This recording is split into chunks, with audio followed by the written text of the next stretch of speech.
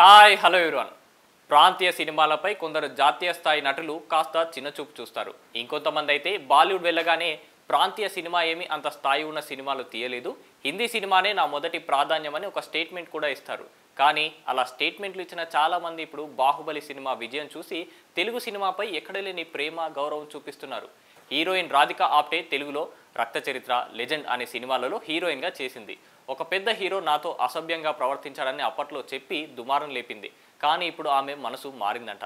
ఆ సంఘటన వలన నాకు సౌత్ సినిమా ఫిలిమ్స్పై అంత ఆసక్తి లేదు, అందుకే వచ్చిన అవకాశాలను కూడా చేయలేదు. మొన్న కబాలీ సినిమాలో నటించడం నాకు ఒక కనువిప్పులా అయ్యింది. ఇప్పుడు బాహుబలి సినిమా నిర్మాణం, దర్శక ప్రతిభ చూసిన తర్వాత నా అభిప్రాయం పూర్తిగా మార్చుకున్నానని చెబుతుంది. ఆ మధ్య ఒక హిందీ సినిమాలో న్యూడ్గా నటించి సోషల్ మీడియాలో వైరల్ అయింది రాధికా ఆప్టే. సౌత్ సినిమాలు అప్పుడు నచ్చకపోవడానికి ఇప్పుడు నచ్చడానికి కారణం బాహుబలి అంటారా లేక అవకాశంవాదం అంటారో తెలియదు, కానీ మరి మొత్తానికి బాహుబలి తెలుగు సినిమాకు చాలా రకాలుగా గౌరవాన్ని తెచ్చిపెట్టిందని చెప్పుకోవాలి.